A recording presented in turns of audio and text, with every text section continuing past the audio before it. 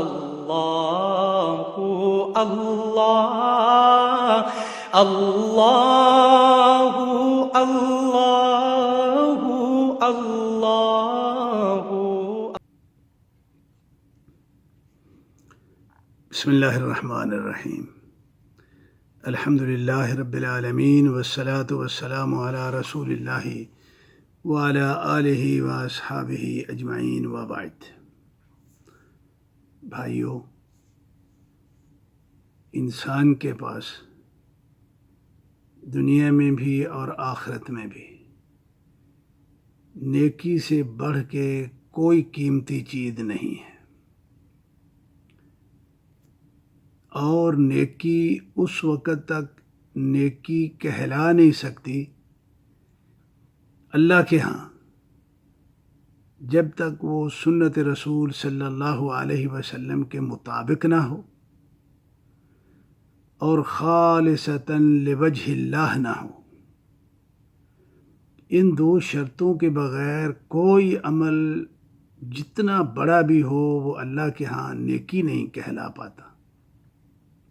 لہذا ایک تو اپنی آخرت بنانے کے لیے نیک کاموں پہ توجہ دیں اور سنت کا لحاظ رکھیں اور نیت کو درست فرمائیں کہ اس کے بغیر یہ سب نیکیاں یہاں دنیا میں ہی ضائع ہیں اور رائگان ہیں۔ دوسرا ایک بہت بڑا نیکی کے متعلقہ معاملہ ہے جس پہ عموماً نیکی کرنے والے لوگ توجہ نہیں دیتے، جبکہ وہ بہت ضروری ہے، اور وہ یہ ہے کہ کوئی نیکی کا کام کرنے سے پہلے بھی اور کرنے کے بعد اللہ تعالیٰ سے اس کو قبول ضرور کروائیں، دعا کریں یا اللہ اس کو قبول فرما۔ ہم عموماً شاذ و نادر لوگ ہیں جن کو اس بات کا احساس ہے، نہیں تو ہمیں جس حد تک جتنا نیکی کا پتہ ہے ہم اتنے میں کر کے فارغ ہو جاتے ہیں، اور کبھی یہ نہیں دھیان میں آیا کہ یہ جو میں نے عمل کیا ہے یہ میں کم از کم اللہ سے کہہ ہی دوں کہ یا اللہ یہ جیسا بھی ہے الٹا سیدھا اس کو قبول فرما لے۔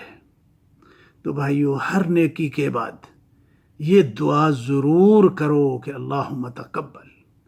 دیکھیے ابراہیم علیہ السلام اور اسماعیل علیہ السلام اللہ کا گھر تعمیر کر رہے ہیں اور ساتھ کہہ ربنا تقبل منا انک انت السمیع العلیم۔ کیا انبیاء کے عمل میں بھلا کوئی خلاف قبولیت کوئی امکان ہو سکتا ہے؟ نہیں ہو سکتا، لیکن یہ ادب ہے، یہ ضروری ہے۔ اس لیے بھائی ہر نیکی کے بعد اپنے اللہ سے تھوڑا سا متوجہ ہو کے اسے کہہ دیجئے کہ اللہ مجھے ایسے ہی آتا تھا، مجھے اتنا ہی پتہ تھا، اللہ تو اس کو قبول فرما لے۔ یہ کام کبھی نہ بھولیں اپنی زندگی میں نیکی کے بارے میں۔ اس کے بعد، اور یہ اتنا حساس معاملہ ہے، میں ایک واقعہ آپ کو سنا دیتا ہوں، کیونکہ جو نیکی اللہ کا بھی علم ہے اور تفقہ فی الدین ہے، ان کی زندگیاں اور ہیں۔ سفیان ثوری رحمۃ اللہ علیہ بہت بڑے عارف باللہ اور محدث اور فقیہ ہیں۔ ان کو وفات سے کچھ دیر پہلے بیان فرماتے ہیں ساتھی کہ بہت روئے، اتنا روئے کہ ہم دیکھنے والے جو ہے وہ پریشان ہو گئے۔ بات ختم ہوئی، ہم نے کہا حضرت آپ اتنے گناہ گار تو نہیں ہیں جتنی آپ گناہ کے بارے میں رو رہے ہیں۔ آپ کا علم حدیث میں یہ خدمات ہیں، یہ ہیں، وہ ساری سنا ڈالے۔ انہوں نے ایک بات کہی، میرے بھائی وہ پلے باندھو، یہ ہیں وہ لوگ جن کو تفقہ فی الدین ہے، ہر مسئلے کی جو اصل اس میں جو صحیح فہم و فراست ہے اس کا ادراک رکھنے والے لوگ ہیں۔ انہوں نے کہا بھائی بات سنو، یہ آپ کو کس نے کہا کہ میں اپنے گناہوں کو رو رہا تھا؟ وہ گناہ کا ایک تنکا اٹھایا اور کہا گناہ کا تو میرے دماغ پہ اتنا بوجھ بھی نہیں ہے، وہ تو میں نے اپنے اللہ سے کہہ دینا ہے اللہ مجھے معاف فرما دے، اس نے مجھے اسی وقت معاف کر دینا۔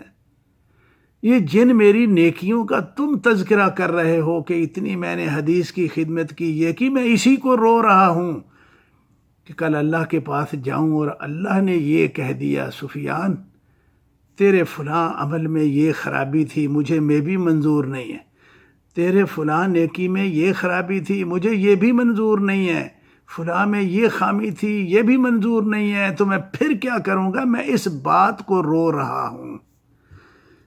تو میرے بھائیوں، مختصر گزارش یہ ہے کہ خدا کے لیے نیکی کے پہ توجہ دیجیے اور نیکیوں کی حفاظت بھی کرو۔